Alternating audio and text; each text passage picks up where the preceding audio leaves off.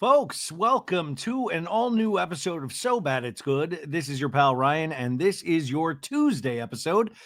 We are just moving along through the week already. I hope everybody had a great Monday. We have a great show lined up for you today. In this first part, I'm going to talk some pop culture stories, some Golden Globe nominations, which came out today, and then we'll get to our guest. Remember, there's a timestamp if you want to skip right to the guest. But today, this is really interesting. I had this conversation with this gentleman last Thursday. His name's Keith Cosrow, and he's the vice president, head of content at NFL Films. And you're like, wait, Ryan, you talked to somebody from NFL Films. Aren't you a reality show pop culture podcast? Yes, I am. And actually, it is. I love this interview so much. There's a new show on HBO Max right now called Hard Knocks in season with the AFC North. Now, you know Hard Knocks on HBO. In fact, I think you guys know I talk about this a lot. I'm not a huge sports guy, but I watch Hard Knocks on HBO, and it usually is the preseason going into like making the players cuts and all of these things. And I think it's just one of the best reality docuseries out there. Well, now they have just started for the first time where they focus on the AFC North teams. And it is just amazing because they put these episodes together in 7 days. The first one came out last Tuesday. The next one will be out tonight. And I got to tell you, I cannot wait. And I want to also really compliment because sometimes you'll get pitched on a show through publicists, and the publicists pitched this in such a way that I thought was kind of brilliant. And it said, Hard Knocks is essentially the sports version of Love Island. You don't necessarily watch it for the never going to last past a week love stories, or in this case, the football, but instead for all the arguments, friendships, and self-imposed humiliation and in between. So this show is all access coverage for 6 weeks in the form of weekly episodes narrated by Ian Sterling. And Ian Sterling, the Love Island narrator, their version of this in Hard Knocks is the amazing actor Liev Schreiber. They follow each couple's day-to-day activities and relationships developments, following the personal and professional lives of players and coaches, including their family life, position battles, inside jokes and pranks, leading up to the recoupling each week, Monday night, Thursday night, and Sunday games, dumping singles from the island, winning those games and knocking out other teams from the division as they approach the finals, the playoffs, where the last four couples standing fight hard to convince the audience that they are the most compatible and deserve to win the big cash prize. The remaining teams fight for a chance to play in the Super Bowl and take home the coveted trophy. Now, this pitch I thought was genius because it related something like, hey, you might not watch sports, but hey, Love Island, you watch Love Island. And I got to tell you, this does not disappoint. You do not have to be a sports fan. In fact, these kind of shows make me more of a sports fan because you see how much hard work goes into it and how much passion and drive there is and how much motivation you need to win. And I was just blown away by the first episode. And like I said, the fact that they are able to piece this together in 7 days, like we don't know what's going to be in tonight's episode. They don't know. They are still locking the final edit for tonight's episode as we speak. I'm talking to you guys right now, Monday at 10:15 p.m. They are working overnight to make sure those final cuts are in there because the Bengals just played tonight. That's Sophie Ross's team, the Bengals. They played tonight. They played the Cowboys, and the last minute of that game is insane, and the Bengals were able to score. I mean, I cannot wait to watch this episode. If you're a sports fan, you know exactly what I'm talking about. If not, I think if you watch this, you will kind of get up to speed really, really quickly. Now, I explained all of the teams that they cover, but it's the AFC North. You're looking at the Bengals, the Ravens, the Browns, and the Steelers. And I don't know, I just hats off. I was so geeked out talking to this guy. And I just compare it to like Saturday Night Live, putting on a show every week, but they are doing it to the highest degree over there. The cinematography on this thing is beautiful. The editing is amazing. The off-field comments. I mean, I was tearing up the first episode during the Thanksgiving scene that they had between two brothers. I mean, this thing has it all. So if you are looking for a new reality series to watch, I mean, it's more docuseries. I really highly recommend Hard Knocks on HBO. Okay. So that's our guest today. And man, I got to tell you, I was really excited, and it's a great conversation. Truly. I was geeking out. This guy, this guy was awesome. So look forward to that, but let's get into some Golden Globe nominations because they just came out today. That means we are firmly in award season right now. And you get to look back on all of the films and the TV from 2024 that are starting to get recognized, and things that haven't even come out yet. Like these are end of the year movies that like screeners get out for critics. In fact, one of the nominations is for Squid Game. And you're like, Ryan, didn't Squid Game come out a couple of years ago on Netflix? It did. But the second season is about to come out, and it got nominated because they gave the critics screeners of the second season of Squid Game, and they seemed to like it. So, without further ado, let's get into all of the Golden Globe nominations, and you can make a list along with me of what we need to see and what we've already seen. And yeah, let's see here. So, best motion picture drama, we have The Brutalist, which is supposed to be insanely good. A Complete Unknown, which is the Bob Dylan story with Timothée Chalamet. Screenings have been starting to happen, and it's supposed to be an amazing film. And Timothée Chalamet, so everybody's saying this kid gives an amazing performance. I will always laugh wondering if Kylie Jenner had to listen to a bunch of Bob Dylan music as Timothée Chalamet prepared to play the iconic Bob Dylan. You have Conclave about Roman priests. You have Dune Part 2, which is streaming now on Max if you haven't seen it. You have a movie called The Nickel Boys, and then you have a movie called September 5th. So those are the motion picture drama movies that were nominated. Now, best motion picture musical or comedy, we have Anora, Sean Baker's new film that's supposed to be really, really funny and really amazing. You have Challengers, obviously with Zendaya. You have Emilia Perez, which I believe is on Netflix, and it's with Miss Selena Gomez, who is getting a lot of critical raves for her performance. You have A Real Pain, which is directed by Jesse Eisenberg, the actor. He also stars in it along with Kieran Culkin. You have The Substance with Demi Moore and Margaret Qualley, which is a mind fuck. You have the movie Wicked, the movie musical Wicked, that is still cleaning up at the box office. So those are your nominations. I have not seen a lot of these, so I'm going to refrain, but I think Wicked's got a good chance in best motion picture musical or comedy. Now, best motion picture animated, we have Flow, we have Inside Out 2, which did huge at the box office. We have Memoir of a Snail. We have Moana 2. We did a live Patreon tonight, which was a lot of fun. Hey, baddies. And I revealed that I have never seen Moana 1, and I don't have kids that I know of. And they were like, you should still watch Moana 1. And I was like, I don't know if I'm going to have time. I can barely keep up with Bravo as is. Wallace and Gromit, Vengeance Most Foul, and The Wild Robot. I hear The Wild Robot's really good, but I think Inside Out 2 is going to take this. Now, they have a new category called Cinematic and Box Office Achievement. So that is to honor movies that are popular, basically. It's like, hey, tune into our award show. Sometimes these are independent films you might not have heard of. So we're going to put some big budget movies that you've heard of just to get you, keep you interested. This is Alien Romulus, Beetlejuice, Deadpool and Wolverine, Gladiator 2, Inside Out 2, Twisters, Wicked, and The Wild Robot. Then best performance by a female actor in a motion picture drama. Get this, you guys. Pamela Anderson is in a new movie called The Last Showgirl with Jamie Lee Curtis. She got nominated for best female actor in a drama. Pamela effing Anderson. I mean, think of it, from Baywatch to getting nominated for a Golden Globe. It's amazing. Angelina Jolie for Maria, which is a Netflix movie, which should be out, I think, in the next week.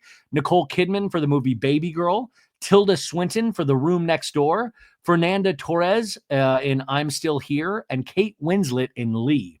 Now, best performance by a male actor in a motion picture drama, Adrian Brody for The Brutalist, Timothée Chalamet for A Complete Unknown, Daniel Craig for Queer, Coleman Domingo for Sing Sing, Ralph Fiennes for Conclave, and Sebastian Stan, The Apprentice. Now, Sebastian Stan plays the 70s, 80s version of Donald Trump. And I really, really want to see this movie. I hear it's actually excellent. Best performance by a female actor in a motion picture, musical, or comedy. We have Amy Adams for Night Bitch. This movie is not out yet. Cynthia Erivo for Wicked. Carla Sofia Gascon for Emilia Perez. Mikey Madison for Anora. Demi Moore for The Substance. And Zendaya for Challengers. Best performance by a male actor in a motion picture, musical, or comedy. We have Jesse Eisenberg for A Real Pain, Hugh Grant for Heretic, Gabriel LaBelle for Saturday Night, Jesse Plemons for Kinds of Kindness, Glenn Powell for Hitman. Hitman was a Netflix movie, which is actually pretty good. But this was a surprise to me that he got a nomination. So Glenn Powell got nominated. Sebastian Stan for A Different Man. Big year for Sebastian Stan. Best performance by a female actor in a supporting role. We have Selena Gomez for Amelia Perez, Ariana Grande for Wicked, Felicity Jones for The Brutalist, Margaret Qualley for The Substance, Isabella Rossellini for Conclave, and Zoe Saldana for Amelia Perez.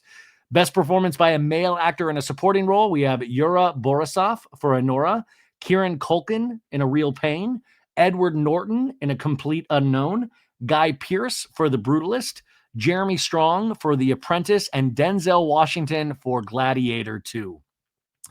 Best director, we have Jacques Audiard for Amelia Perez, Sean Baker for Honora, Edward Berger for Conclave, Brady Corbet for The Brutalist, Coralie Fargate for The Substance, and Pael Kapadia for All We Imagine Is Light. Now, I feel like there was a big, I felt like a shunning of Denis Villeneuve. I don't know if I'm saying his last name correctly, but he did Dune 2. And I thought Dune 2 was truly incredible. And just from a directing standpoint, I thought he was a shoo-in. So that leaving him out was very shocking to me. Best screenplay, we have Amelia Perez, Honora, The Brutalist, A Real Pain, The Substance, Conclave. Best original score, Conclave, The Brutalist, The Wild Robot, Amelia Perez, Challengers, Dune Part 2. Best original song, Beautiful That Way from The Last Showgirl, sung by Miley Cyrus. Compress, Repress, music and lyrics by Trent Reznor and Atticus Ross for The Challengers. Trent Reznor, of course, from Nine Inch Nails. El Mal, music and lyrics by Clement de Cole for Amelia Perez. Forbidden Road, performed by Robbie Williams for the movie Better Man. And Kiss the Sky, music and lyrics by DeLacy, and this is for The Wild Robot. And Mi Camino, by Clement de Cole and Camille for Amelia Perez. So those are the movies. You got the 2 nominations for Wicked in there. I also was kind of surprised that Best Director we didn't have a nomination for Wicked in there for Jonathan Chu. I thought he potentially deserved one as well. So it seems like that is going to be an interesting race. Now, this is a good hint at what we'll see in the Oscars, but it definitely doesn't mean that this is, there's going to be a lot of changes in between the Golden Globes and the Oscars. And remember, these are all about campaigns. These are all about how much money these companies have to promote their films to these critics. Or when the Oscars start, I mean, there's a great book called Oscar Wars that I read a couple of years ago that really takes you behind the scenes of how much money is thrown at, in some of these big budget movies with big studios behind them. That's why Netflix most recently have won so many awards, because they have open pocketbooks at Netflix. They will, if they really believe in it, throw all the money out there. And a lot of other independent film studios cannot compete with outlets like Netflix. It's just not fair in any sort of way. Now, Golden Globes also do television, and their best television series drama. They have The Day of the Jackal, The Diplomat, Mr. and Mrs. Smith, Shogun, Slow Horses, and Squid Game.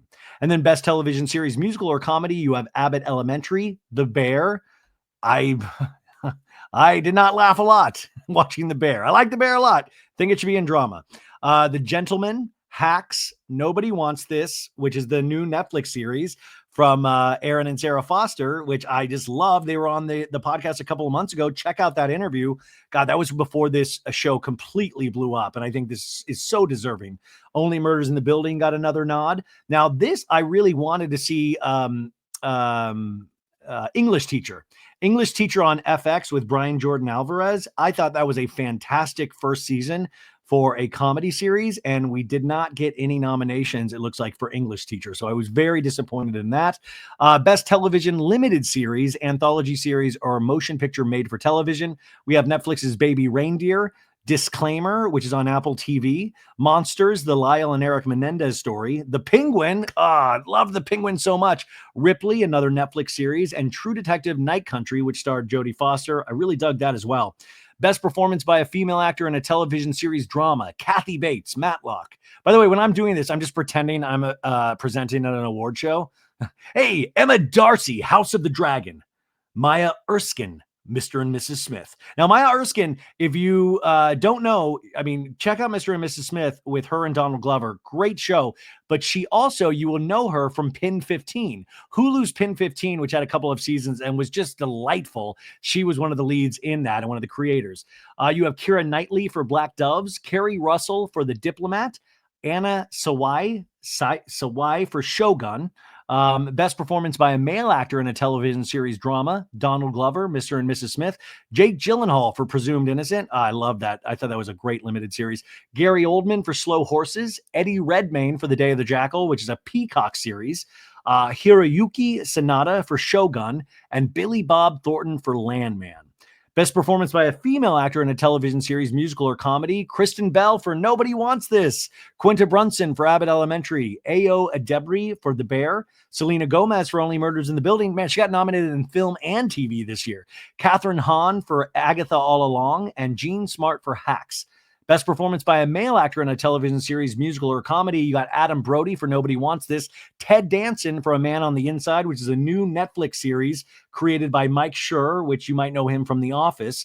Steve Martin for Only Murders in the Building, Jason Segel for Shrinking. I was just talking to a friend the other day, said the second season of Shrinking is incredible. Martin Short, Only Murders in the Building, and Jeremy Allen White for the comedy The Bear. Best performance by a female actor in a limited series, Kate Blanchett for Disclaimer, Jodie Foster for True Detective Night Country, Christine Milioti for The Penguin. She was amazing in The Penguin. Sofia Vergara for Griselda, which is a Netflix series. Naomi Watts for Feud, Capote versus the Swans, which was an FX Ryan Murphy show. Kate Winslet for The Regime.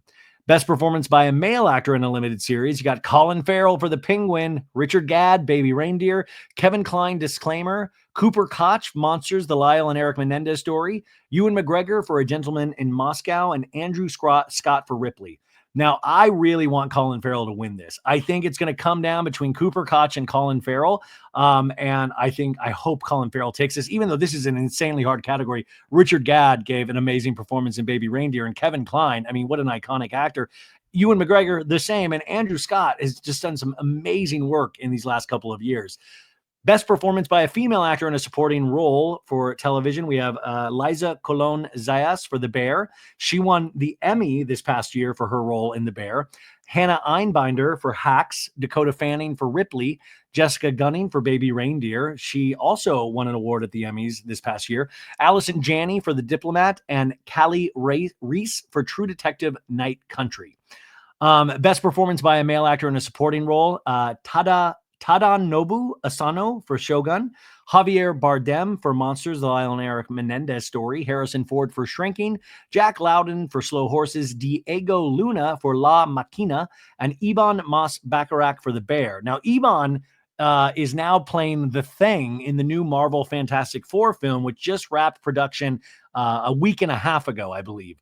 And he plays the Thing, which is like the big orange rock creature. So I'm really curious to see his performance in that. Best performance in a stand-up comedy on television, Jamie Foxx for Jamie Foxx, What Had Happened Was. This has not come out yet, so they must have gotten screeners. Nikki Glaser, Someday You'll Die. Now, Nikki Glaser is actually hosting the Golden Globes this year, so she'll be able to see if she wins that night on top of winning potentially as the host. Seth Meyers, Dad Man Walking. Adam Sandler for Adam Sandler Love You. Ali Wong for Single Lady, and Rami Youssef for More Feeling. So that are those are your nominations. Are you guys excited? Do you care? Are we out? Are we still into award shows? I'm really excited to see Nikki Glaser. I think I've mentioned that before. I think she's going to be perfect for this. I love her roasts. I think she loves TV and film. She's so plugged into pop culture. Joe Coy, remember, hosted the Golden Globes last year, and I did not think he really was up to the task. It just did not seemed like he got spooked early on when the audience didn't laugh at one of his first jokes, and it just kind of all went downhill, which is wild because I know how wildly popular this dude is. So unfortunately, he is not getting a second go at this, and I think Nikki Glaser is going to be incredible. So those are your Golden Globe nominations. You are going to be able to watch the Golden Globes on, let's find out when it. So the 82nd Golden Globe Awards is going to be airing Sunday, January 5th at 5 p.m. Pacific Standard Time. It's going to be airing on CBS, but it will also be streaming on Paramount Plus. So January 5th, think about that. The new season of Southern Hospitality on Bravo starts January 2nd. I believe, if I'm not mistaken, that same week, The Traitors season 3 premieres with Tom Sandoval, dude. So that's going to be a big. We're starting 2025 already in a pop culture blanket of hopefully amazingness, because I'm really excited to see Southern Hospitality and The Traitors, and I'm excited to watch the Golden Globes. Yeah, you know what? Maybe we should live stream the Golden Globes as a baddie family and just listen to me mumble for like 3 hours and see if I can keep up with everything. I've never live streamed anything before. Should I do that? I love when I just ask, "Hey, should I invest more? Should I invest in Bitcoin, you guys? What do you think?" Okay, and speaking of awards, this is exciting. Last Tuesday's episode I had where Dylan Hafer was on, and it was a Cordell Beckham from Love Island with his big Cheez-Its promotion was on. But we also did, Betches did this amazing, uh, all of these awards that you could vote on. We did a whole like 45-minute segment on it. Well, we are announcing the winners here today on So Bad It's Good. And the Betch of the Year winners are, drum roll, please. I'm not good at the drum roll. Betch of the Year is going to the one and only Risa Tisa. Woo!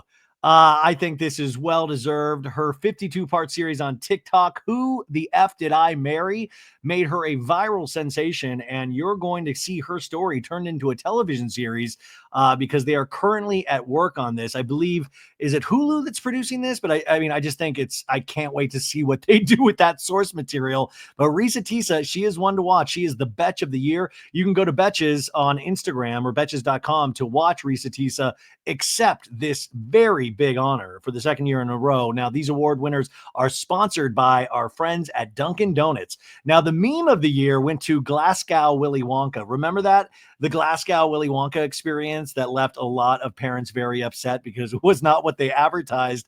And the Glasgow Willy Wonka, she just looked miserable. Somebody had fired off this shot, and then it kind of spread like wildfire as a meme.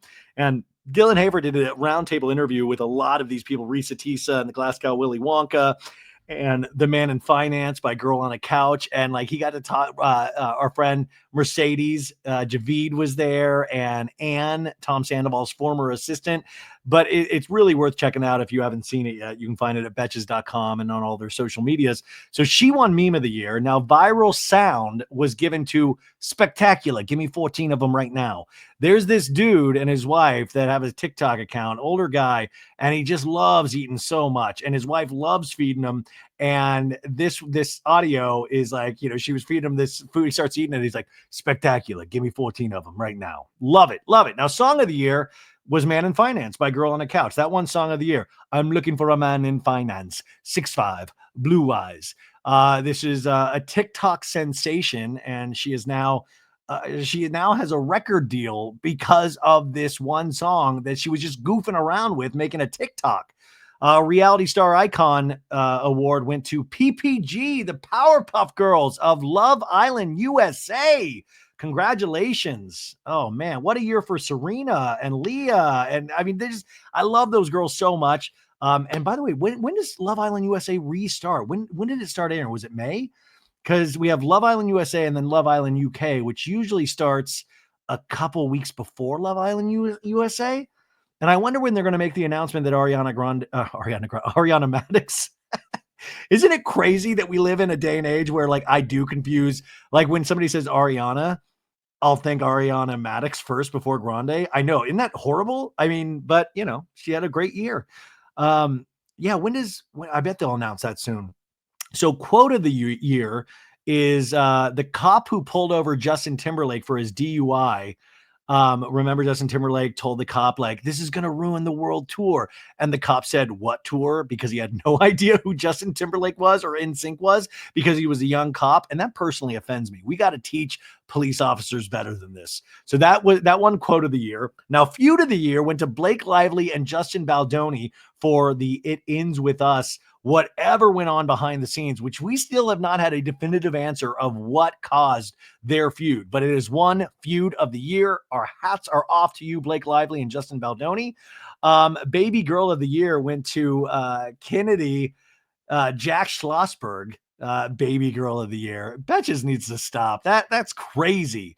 And the award for Wait, that happened this year, went to Mob Wives Aesthetic. And like I said, when we were doing the nominations, Salt Lake City did a great episode with a Mob Wives theme for Angie Katsanevis and Sean's 25th wedding anniversary. So I'm sure the Salt Lake City episode helped pull them over in this award category. But those are your winners. How exciting is that?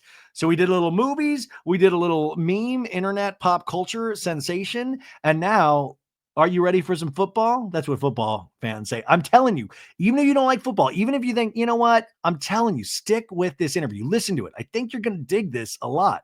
I was really proud of this one. So stick with it. Check it out on HBO Max. Like I said, I am going to be watching Tuesday Night Show, but actually tonight, guess what I'm doing, folks? I'm going to Kathy Hilton's house for a holiday party. I'm not making that up. I'm going to Kathy Hilton's house. Can you imagine? They're letting me into Kathy. In fact, I shouldn't even say it right here because I'll probably get disinvited. But I'm going to Kathy Hilton's house. I'll give you a full report on like Thursday or Friday. And wish me luck. Wish me luck, you guys. I'm going to take everything that's not nailed down. I'm joking. These are all jokes. Funny. Haha. But yeah, that's tomorrow night. So I'm going to have to watch Hard Knocks after I get home from Kathy's. Isn't that cool? I can just say things like after I get home from Kathy's. Wow. What a life. We certainly are living in the Matrix, aren't we? So you guys have the best Tuesday ever. And we're gonna go to our guest right now. We'll have a short commercial break and then go to our guest, Keith Cosrow, NFL Films. I think you're gonna dig it. Hard Knocks airs tonight. Catch up on the first episode right now on Max, and I will talk to you bright and early on Wednesday. And remember, we got the Beverly Hills recap this week. We got the Salt Lake City recap this week, and they just filmed the Salt Lake City reunion this past weekend.